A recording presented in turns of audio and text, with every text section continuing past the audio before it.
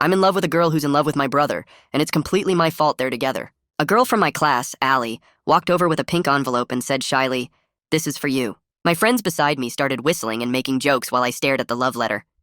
I opened it halfway and saw, "I've been watching you for months," written in careful handwriting.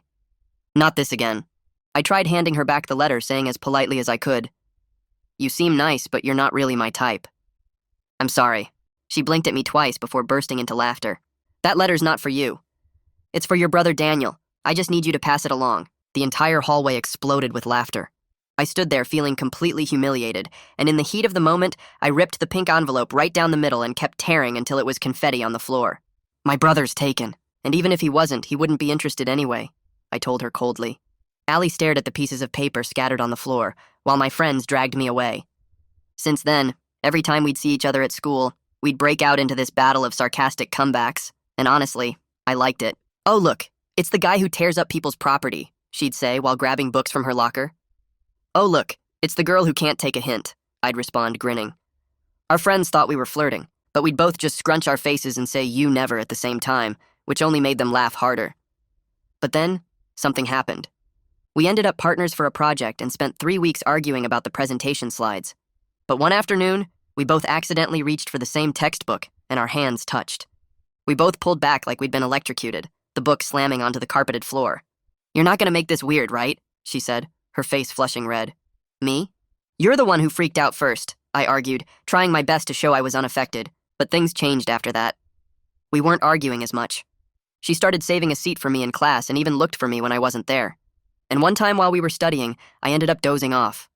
I woke up feeling her hand on my face, her fingers carefully moving my hair back. I opened my eyes and stared at her while she jerked away, flustered. "Sorry, you had hair in your face and it was annoying to look at." But I liked it. Her hand in my hair. I placed her hand back on my head and closed my eyes. "This is random, but you should go to prom this year. It's coming up soon." She laughed, playing with my hair again. "Sorry, you're not my type," she threw back at me. The callback made me smile, but then I got serious. "I mean it. I want to see you there," I told her. She paused. "Are you asking me to—" The librarian walked over just then. "Library's closing in 5 minutes." We both shot up from our seats and awkwardly left. When I got home, my brother Daniel was waiting in my room holding pieces of pink envelope taped together. "Found this on your table." "A love letter for me, huh?" He sat on my bed, grinning. "You know, my girlfriend and I broke up just last week. I've been thinking about going to prom with another girl. This Allie person might be what I'm looking for." Sweet. Thoughtful. He looked at me with an expression that he always made when he got a shiny new toy he wanted to take from me. "What do you think? I mean, I heard you guys were close. Think she'd say yes?" I stood there feeling like my feet were sinking into the carpet while he went on and on about the promposal, how jealous his ex would feel. I snuck out again later and started throwing rocks at Allie's window. She finally opened it and opened the front door. "Can we talk?" I asked. She nodded, stepping outside onto the porch looking confused. "What's wrong?" I ran my hand through my hair trying to figure out how to say this. "Daniel's planning this whole promposal thing for you. This Monday." Her face lit up in a way that absolutely killed me. "Really? Oh my God, I need to figure out what to wear and maybe I should." I grabbed her hand without thinking.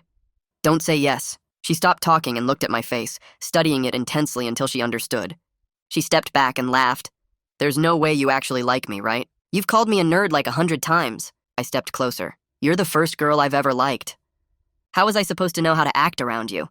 I thought being mean would make the feelings go away, but they just got stronger." She stepped back, her shoulders hitting the wall.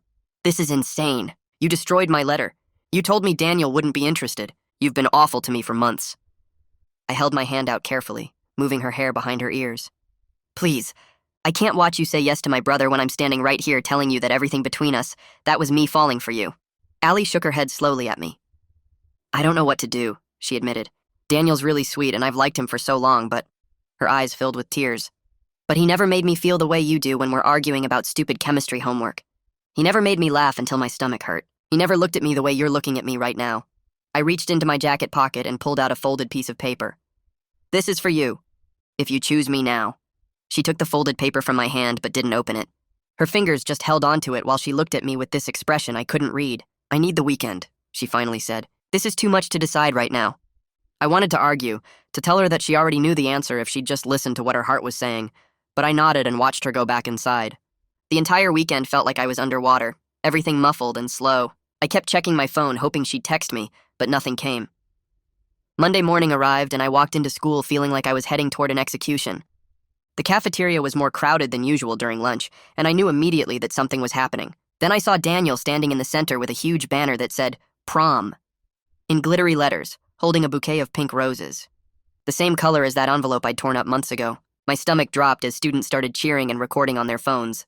Allie walked in looking surprised, her hand covering her mouth as Daniel got down on one knee in this over-the-top gesture that had everyone in the room screaming. I stood frozen by the lunch line, my tray heavy in my hands as I watched her face. She looked happy. Shocked and happy. Daniel was grinning like he'd already won, saying something I couldn't hear over the noise, and then he held out the roses toward her. The entire cafeteria went silent, waiting for her answer. She took the flowers, and I felt my chest tighten so hard I thought my ribs might crack. "Yes," she said, her voice small, but everyone heard it anyway.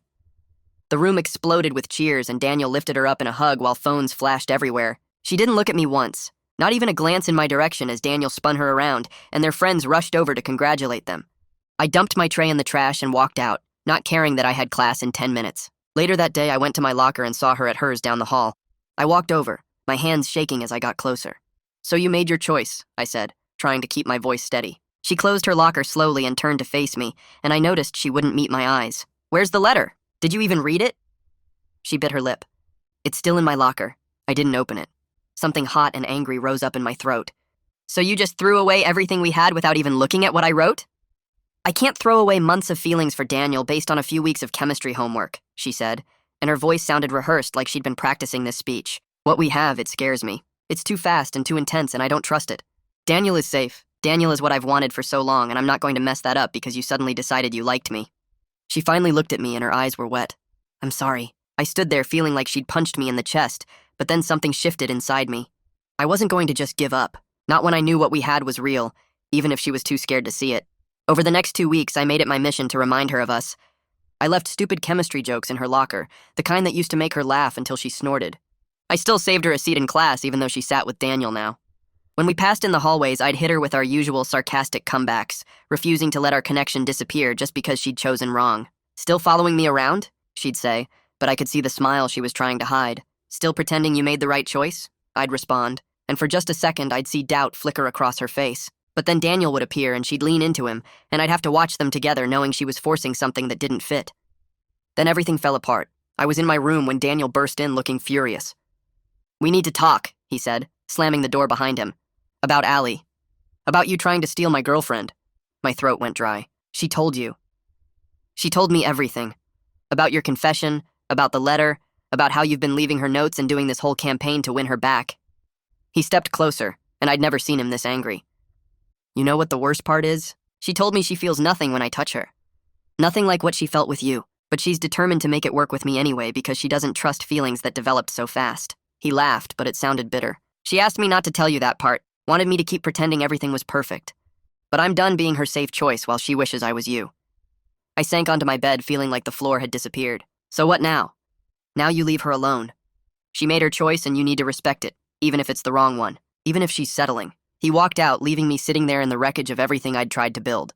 Prom night came, and I stayed home while Daniel got dressed in his tux. I heard him leave to pick up Allie, and I lay on my bed staring at the ceiling, wondering how everything had gone so wrong. But 30 minutes later, I heard the front door open again.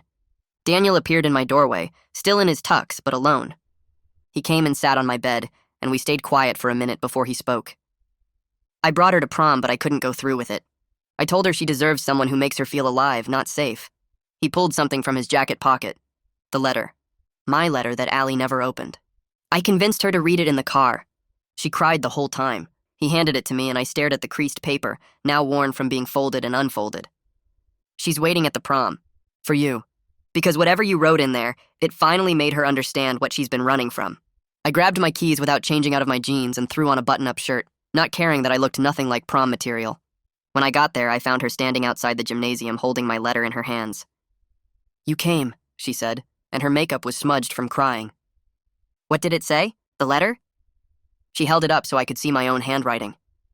"You wrote about the exact moment you fell for me. When we were arguing about the presentation slides and I called you an idiot for using Comic Sans font, you said you realized I wasn't some perfect fantasy. I was real and messy and argued about stupid things, and that's when you knew." She stepped closer. "Nobody's ever seen me like that before." Daniel saw who he wanted me to be. You saw who I actually am.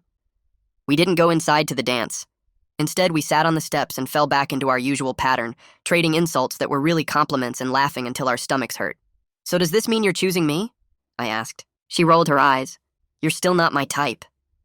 But she was smiling as she laced her fingers through mine, and I knew that sometimes the best love stories start with a torn-up letter and end with someone finally being brave enough to choose the messier, realer thing.